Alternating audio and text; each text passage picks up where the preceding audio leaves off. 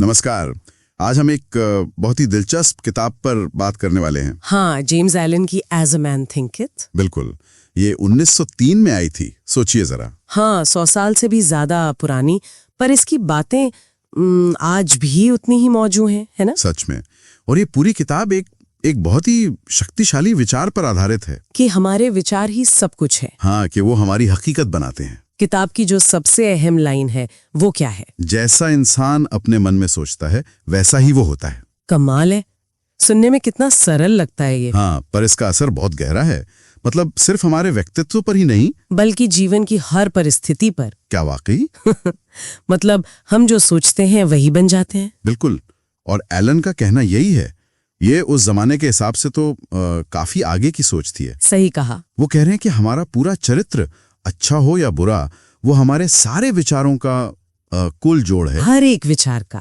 हाँ, कोई भी काम जो हमें लगता है कि अचानक हो गया, वो भी असल में किसी छिपे हुए विचार का ही नतीजा है। अच्छा, जैसे बीज से पौधा उगता है।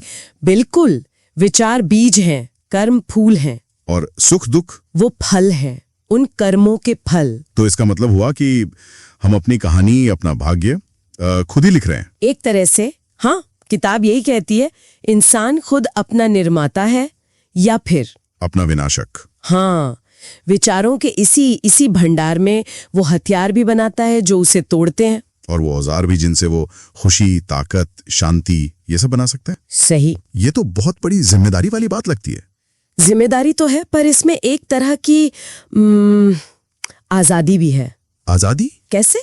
ऐसे कि अगर हम अपने विचारों के मालिक हैं तो हम अपने चरित्र को बदल सकते हैं। अपनी परिस्थितियों को भी। हाँ, अपनी परिस्थितियों को, और यहाँ तक कि अपनी किस्मत को भी। शक्ति हमारे अंदर ही है, यानी भाग्य हमारे हाथ में है। एल्विन तो यही मानते हैं। वो कहते हैं कि अगर कोई मुश्किल में है तो शायद वो अपने विचारों की ताकत को समझ नहीं पा रहा। मतलब एक नासमझ मालिक की तरह है।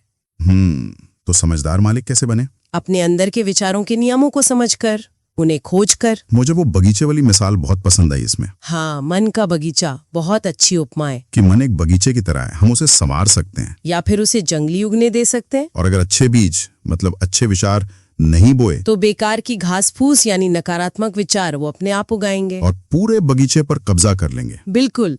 और फिर माली का काम शुरू होता है। हमारा काम? हाँ, हमारा।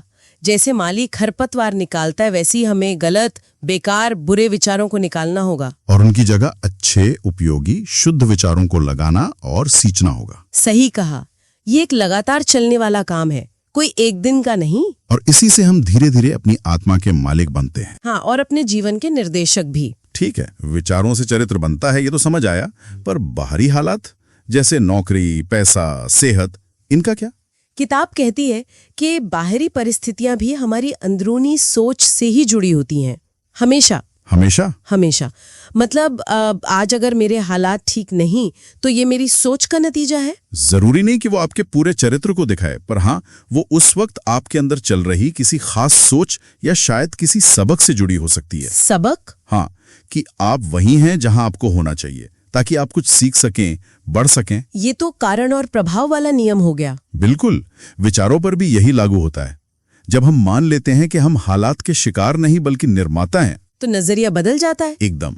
और जैसे ही कोई अपने अंदर की किसी कमी को, मान लीजिए आलस है या बेईमानी है, उसे दूर करने की सच्ची कोशिश करता है, तो बाहर भी चीजें बदलने लगती हैं। हाँ, उसी अनुपात में। ऐसा आलिम का मानना है। आत्मा उसी चीज को खींचती है जिसे वो अंदर पालती है, चाहे वो प्यार हो या डर।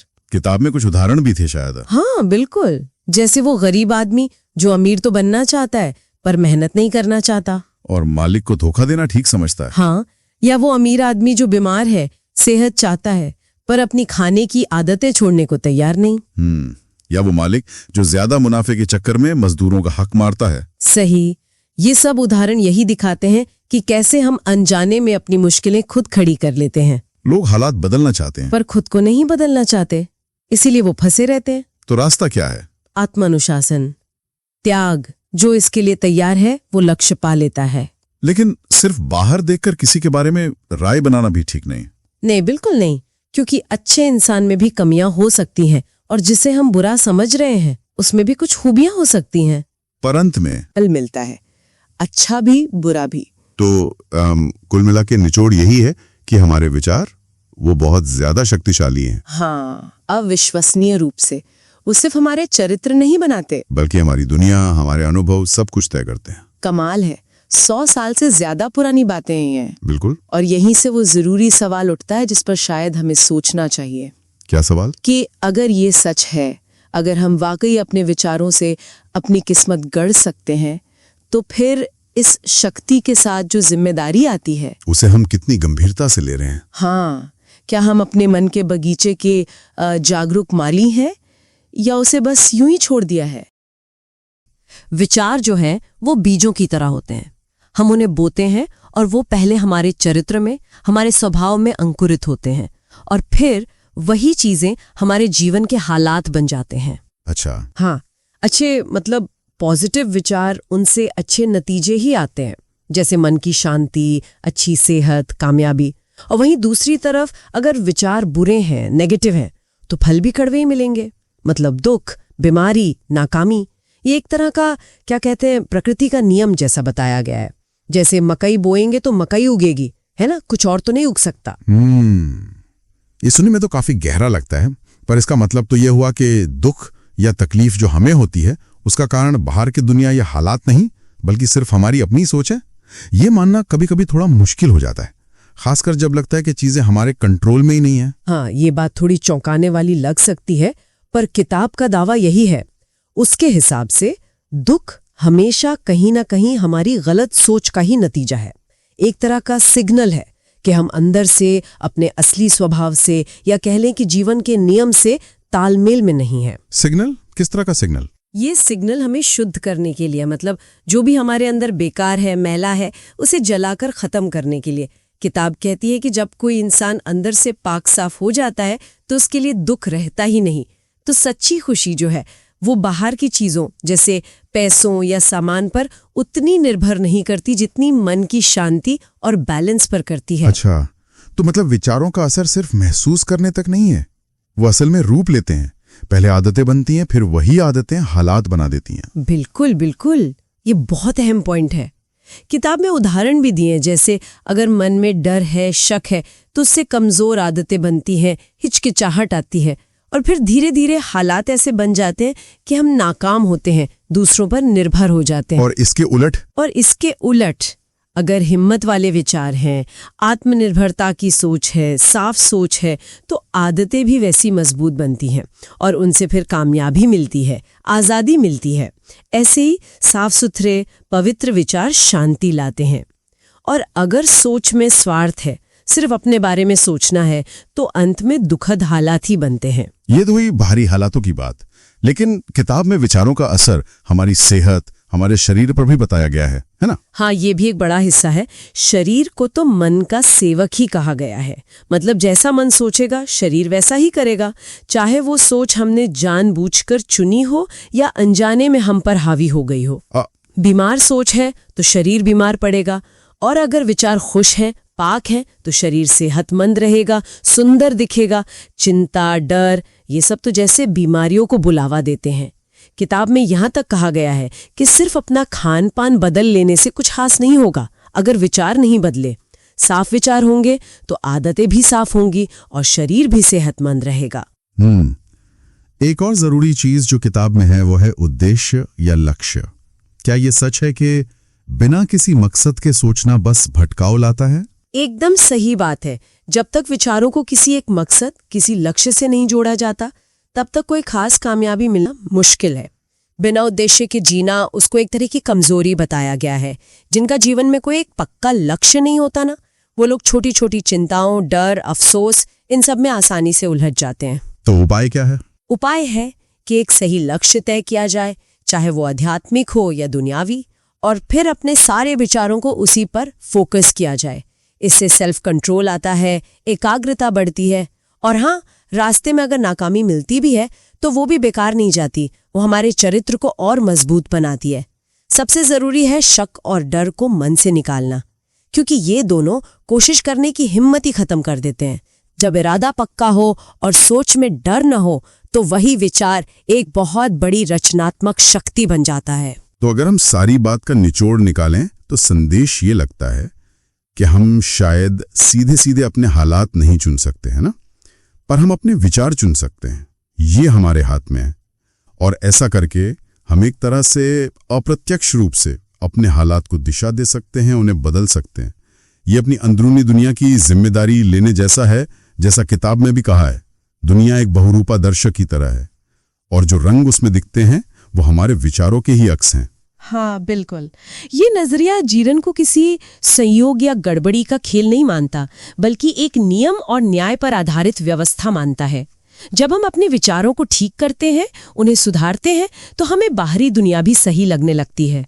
जैसे ही हम चीजों और लोगों के बारे में अपनी सोच बदलते हैं, वो चीजें और लोग भी हमारे लिए हमारे प्रति बदल जाते हैं, ऐसा महसूस होता है। अगर विचारों में इतनी ताकत है कि वो हमारे हालात और यहाँ तक कि हमारी सेहत को भी शक्ल दे सकते हैं, तो आज से लगातार रोजमर्रा में किस एक खास विचार को अपनाने या मजबूत करने से किसी के जीवन में सबसे बड़ा, सबसे महत्वपूर्ण सकारात्मक बदलाव लाया जा सकता है। और ये सिर्फ सतही बात नहीं है। लेख कहता है कि किसी इंसान की कमजोरी हो या ताकत, वो अच्छा है या बुरा, इस सब पूरी तरह उसी का बनाया हुआ है, मतलब बाहर से नहीं आता। खुशी और दुख भी वो अंदर से ही पैदा होते हैं। एक बहुत मशहूर लाइन है इसमें, जैसा इंसान सोचता है वैसा वो होता है, और जैसा वो लगातार सोचता रहता है वैसा ही वो बना रहता है। ये तो मतलब बहुत बड़ी जिम्मेदारी डाल दी इसने हम पर। तो क्या बाहरी हालात का कोई रोल ही नहीं? उन्हें दोष नहीं दे सकते? हाँ, इस लेख के मुताबिक तो बिल्कुल नहीं। ये पूरी तरह से पर्सनल रिस्पॉन्सिबिलिटी, मतलब व्यक्तिगत जिम्मेदारी की बात करता है। एक और दिलचस्प, थोड़ी कह सकते हैं कि तीखी बात भी कहता है ये, कि जुल्म करने वाला और सहने वाला दोनों अनजाने में एक दूसरे का साथ देते हैं, और दोनों ही खुद को दुख पहुंचाते हैं। बदलाव सिर्फ और सिर्फ खुद की कोशिश से ही आ सकता है, कोई और किसी की हालत नहीं बदल सकता। ये थोड़ी हार्ड हिटिंग बात है। हाँ, ये वाकई सोचने पे मजबूर करती है। अच्छा, और फिर ये विचारों को ऊपर उठाने की बात भी है। लेख कहता है कि दुनिया में कुछ भी हासिल करना हो तो इंसान को अपनी सोच को, वो जो सिर्फ जानवरों वाली इच्छाएं होती हैं या बस फौरी सुख, उनसे ऊपर उठाना होगा।